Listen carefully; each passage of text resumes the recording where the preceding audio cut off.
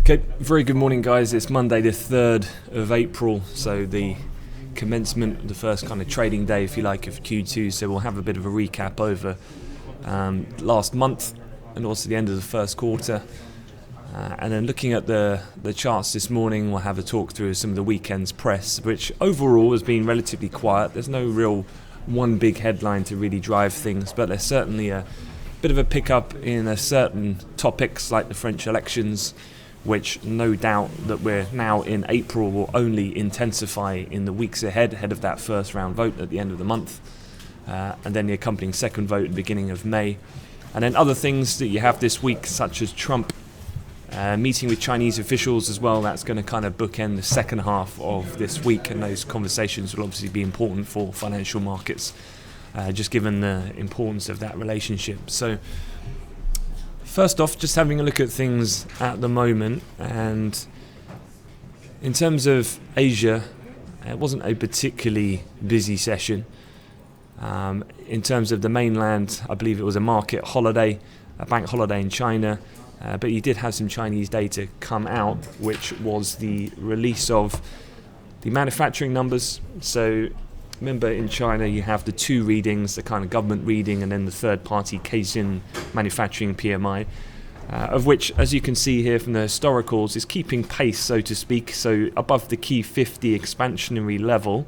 It came in at 51.2 in March, but that was below, that's just a touch below consensus of 51.5. So while output and new orders eased amid softening business confidence, new export orders rose the least in 3 months, and staffing levels continued on a downward trend. So not fantastic data, but not anything I think that the market will become stressed about from that situation with the data overnight in China. One thing that does lead us on to, though, in terms of the calendar for this morning is, as I'm delivering this briefing, we will be getting the release of the manufacturing PMIs for March, and these certainly will be worth monitoring. And so as I'm talking, I'll try and keep a half an eye on, and we can talk about them as they come out. You've got the French figure. Obviously, they come out as a cluster in succession going into 9 o'clock, where you get the eventual European figure.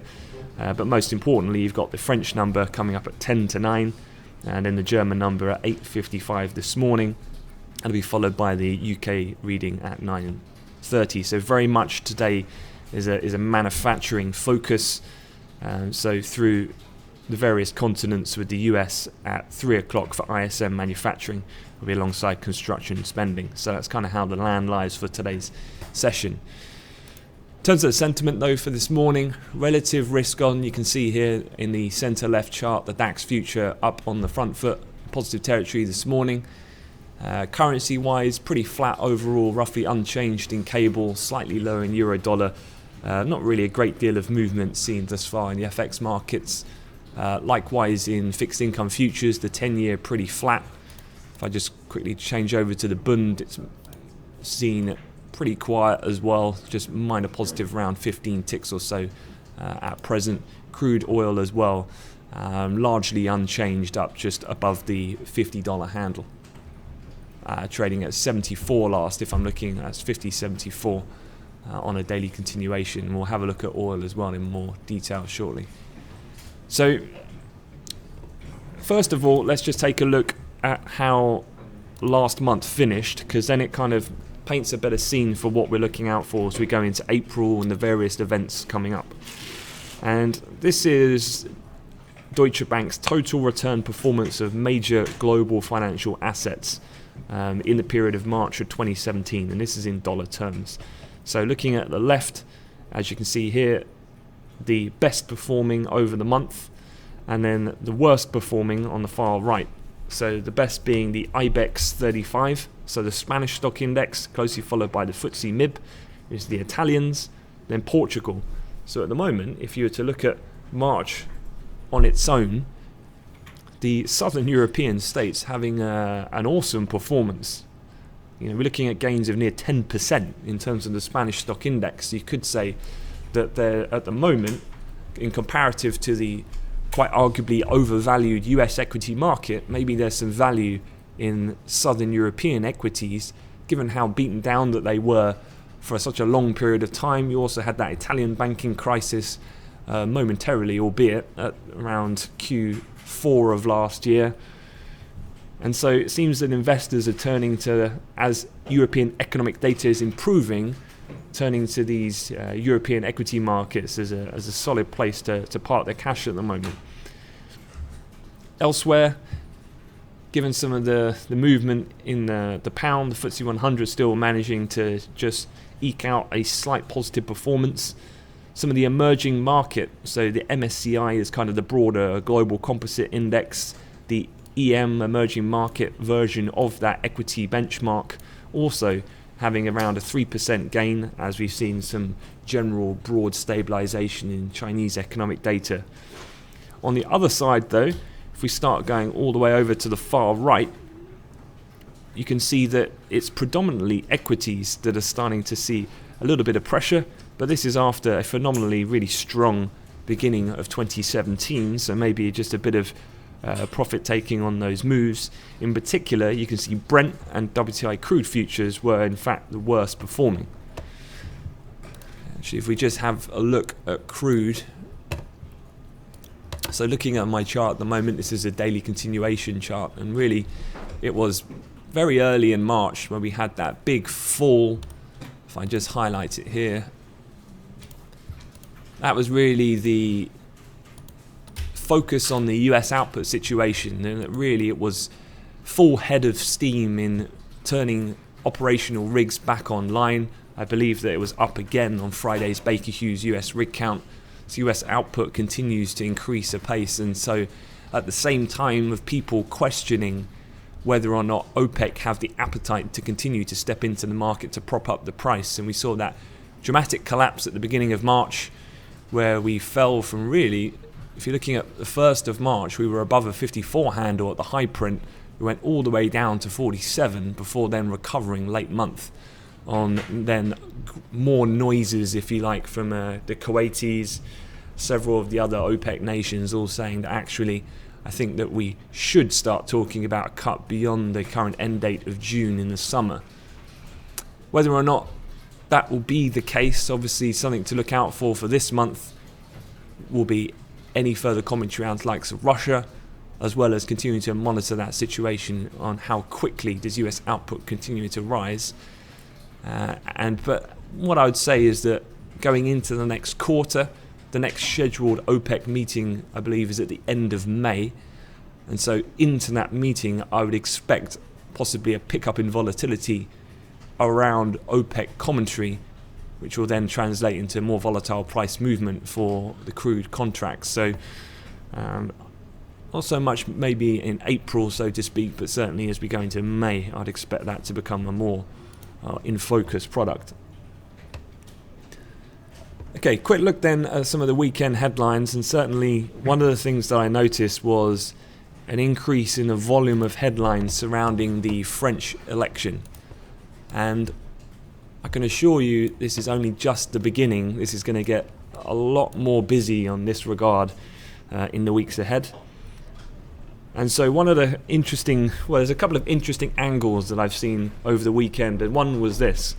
It was, instead of looking at the traditional polls, which as we know, Macron has quite a distinct lead at the moment, generally by averaging out the opinion way poll, it would be Macron and Le Pen that would pass the first round to go into the second round runoff, of which then Macron holds a lead of around 60% to 40%. So a fairly substantial, healthy gap between the two that would indicate that Macron would become French president. However, what I was looking at the weekend was a study that was being conducted in regards to internet comments and hashtags on a trending basis. And basically what you're looking at here was that when you start looking at that metric, actually Macron has been decreasing over the last week.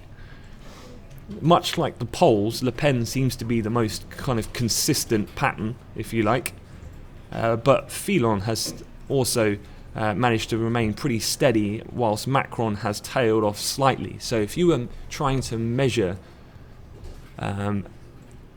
online sentiment towards these candidates, of which might be something to look at in regard to the inaccuracy of polls, then this would be quite telling that actually maybe this race isn't such a foregone conclusion after all. The one caveat, of course, I would say is that online commentary tends to be, and from a human behavioural point of view, erring on the side of negativity. And so, if you were going on the kind of more passionate argument, so to speak, certainly that was the case when we had the EU referendum. The Leave campaigners were very much more vocal on putting forth their opinion online comparative to the more reserved Remain votes, I'd say, was the kind of the pattern, what happened then. And so maybe this is what's occurring at the moment. The other important thing, though, from the stats I was looking at was soft support. And this basically showed that almost 4 out of 10 Macron backers may still change their opinion ahead of the first round. So what you're looking at here is that if you're, and this kind of makes sense, I guess, from a political point of view, because if you're far spectrum, whether far left socialist or far right National Front party, you're probably very unwavering of your political view. You're pretty steadfast that that's your point of view and it will always remain the same. It's the more centrist leaning people that tend to fluctuate from centre left to centre right from time to time.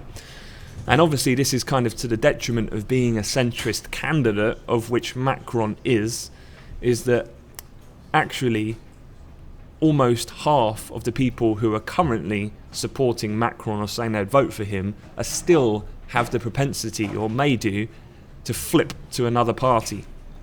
Whereas Le Pen obviously has a very solid backing, in excess of 80%, that are definitely sure that they would vote for her. So this is what kind of, when you look at these types of numbers, makes it a little bit more nervous, if you like, that actually the polls are to be believed when he could see a last-minute rush away from what has been seen as the most credible kind of candidate. Stats-wise then, 62% say they're certain to back Macron. In a daily poll that was released on Sunday, 83% of Le Pen supporters say they're sure of their choice, while 72% are sure who are backing Fillon. Now, one thing as well that's become ever more elevated at the weekend is the amount of allegations that are going to start coming forward as they kind of joust for positioning ahead of the actual voting day. And Fillon has stepped up Macron attacks because he's looking to still potentially get through on the second round. Now, there are, I would say, talking to a couple of other market participants and economists, there are some that view that actually when push comes to shove and you go into the voting booths, that many will actually prefer to go back to the more traditional parties, and someone of Macron or of Fillon, would certainly fit that bill. And so French president candidate François Fillon has stepped up attacks against rival Macron. With 3 weeks to go before the first round, it's April 23rd, with polls showing that Macron and anti-immigration National Front Marine Le Pen face off in the second round. So in political meetings on Saturday, Fillon focused his fire on dislodging Macron from the first round, saying the independent candidate marks a continuation of the government of socialist President Francois Hollande. So obviously the French public have become very tired of the socialist candidate of Hollande. He fell sharply out of favour over the last few years, and so what Fillon's trying to do is position himself as a kind of more credible centre-right candidate, and trying to focus market or voting attention that Macron is in fact a very socialist person, would be the status quo in which the people want to change. So he's stepping up his attacks. But on the flip side, another interesting twist is that Mélenchon's poll rise has casted new shadow of risk to the French vote. So this is when we were talking about that cluster of other candidates. Everyone's obviously been focused on the big three, Le Pen, Macron and Fillon, and people like Mélenchon and Hamon the more left-leaning candidates have kind of been discounted.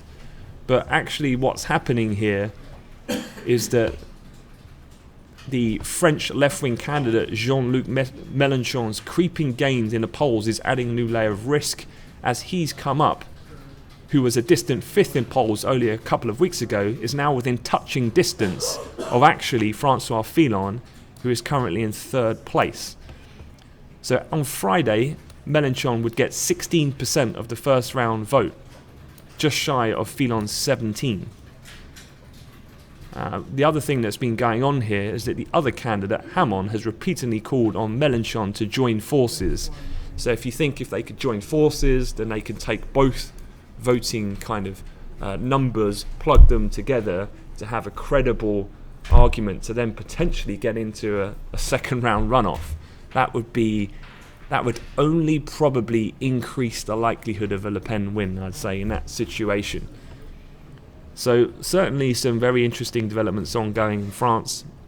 Something I think you'll just need to keep a half an eye on those various opinion polls as they come out throughout the weeks ahead. Quick look elsewhere. You've probably read this article. Can't really go too long without talking about Mr. Trump. And in an FT exclusive that came out the weekend, it was talking about North Korea. This, of course, is pertinent timing because it comes ahead of the meetings on the 6th and 7th. So I think it's Thursday and Friday of this week between Donald Trump and the Chinese president. In a nutshell, Donald Trump has warned that the US will take unilateral action to eliminate the nuclear threat from North Korea unless China increases pressure on the regime in Pyongyang. So he's trying to up the ante, if you like, going into these meetings, which will be obviously very interesting given the important relationship that the US must maintain with China, being a very large holder of the US's debt, but also coming in the context of just last week when Trump was calling these various types of countries, such as China, Chinese authorities, of manipulating their currency. So definitely something to keep an eye on that front. Looking into Q2 though, this is an article I sent out to you guys this morning, and this is kind of encapsulating a couple of key points to be looking out for going ahead. So a quick run through. One of the key things following the failure of the repeal of Obamacare is the next stage of Trump trade and US rate policy. You can almost say that one is dependent on the other to some respect. Now he's going to be, for the next quarter, probably moving on to more fiscal related reforms in order to keep this Trump trade alive, so that markets do not become fatigued by the idea that maybe, just maybe, he can't actually achieve what his campaign pledged. That then will lead on to what is the perception of the health of the US economy and whether or not it will get this stimulative boost, which will obviously influence the Fed's decision making. But likelihood is that the next Fed rate hike might not come until June, if not later into the year. Other things, in terms of the dollar, that certainly has lost a bit of its luster, if you like. We had that exceptional rally when Trump won the US presidential election. This on the premise of that fiscal play. Trump inspired inflation through stimulating the economy would then ultimately lead to further rate rises. However, as the kind of wind has come out the sails, if you like, on his inability to actually put these into action, in combination with the dovish hike that we've had from the Fed, who followed their forecast of their interest rate hikes thus far, but have got a little less aggressive on the rate normalization process, the dollar has continued to back off, which is why it's helped this euro-dollar trade back up, as well as cable as well, despite, with the latter, the political uncertainty ahead. The one area that's performed particularly well is emerging market assets have experienced a strong quarter of the year, both in terms of real economic growth and inflows of investment capital. I guess the kind of the stabilization of China in terms of its economic performance, the upsurge of US trade protectionism has taken a bit of a back seat because he's been unable to really push through things very aggressively, has alleviated some concern in that particular region, which has helped. French presidential elections, obviously the big one for the second quarter. We discussed this, but looking at JP Morgan Asset Management, they're saying if Le Pen wins through to the Élysée Paris in May, it would pose an existential threat to the euro. So certainly some very big talk going on around the what-if scenario. But JP say they think that the barriers to her doing so are very high. In the first round against a fragmented political spectrum, she will do well and possibly even top the poll, but in the second runoff, she is likely to lose out to a centrist candidate. I think the chances of a euro breakup in 2017 are zero, according to JP Morgan. ECB tapering, this is a really big one and going to be certainly something to look out for as we go through the following months. So this is expectations the ECB will be able to lift rates before the end of the year have grown, with attention will focus on any signs of more hawkish mood and scaling back of their bond buying program. So that would be the tapering aspect. The one thing that people will be watching to determine whether or not that will be the case will be Eurozone inflation, of which had been soaring. However, as we saw at the end of last week, German regional inflation CPI readings actually took a bit of an about turn, dipped back lower, as too did some of the other Eurozone figures. And so the core HICP or HCIP number has moved back lower, as you can see, which will likely take some of the sting out of this expectation growing about a more hawkish ECB. And in fact, since that has come out, if we just have a look at euro dollar on the back of those latest data points, you've seen, well, really I'm looking at daily continuation here, so you're looking at this move here has been very interesting, this far right hand move. This has been a bit of a pull back of those more elevated inflation concerns in combination with what you might term as ECB underhand intervention, where you had those source comments suggesting that the market had misinterpreted the hawkish interpretation of the last ECB press conference. That source comment quite timed around when we were trading a 109 handle, which I'm sure was raising some eyebrows at an elevated level that ECB officials were becoming uncomfortable with. So they talk down the currency, you then get inflation tailing off. We've had quite a nice pullback out of that upper end of the range really since, well, what was a reversal to the point of the actual night of the election, which is marked up there in the centre. The other big issue obviously to watch as well in the next quarter will be OPEC and the situation, the cartel meeting on May 25th, whether or not to agree to double down on their supply cuts with allies like Russia late last year will be very key for not just oil prices, but also the inflationary aspects of energy prices as well on the global economy. So that's kind of a wrap-up of what to look out for the period ahead. Let me just quickly bring up trading economics, because we've just had the latest data coming out of Europe. Well, I'll just run over the numbers with you. The German manufacturing PMI was in line. The French manufacturing PMI was basically in line, 53.3 against 53.4. The German reading, 58.3. So not expecting any great impact here when this Eurozone number comes out momentarily. So for the session ahead, I would say a couple of key points to be aware of. 9:30, any sterling traders, just look out for the manufacturing PMI. Obviously, as you know, the composition of the contributors to UK economic growth, it's the service number later in the week that will hold the greater impact, but nonetheless manufacturing would be classified as tier 1, so keep an eye on that if you're trading cable. Otherwise, you're going to have to wait really for scheduled events to the afternoon for the ISM manufacturing number. That will be important.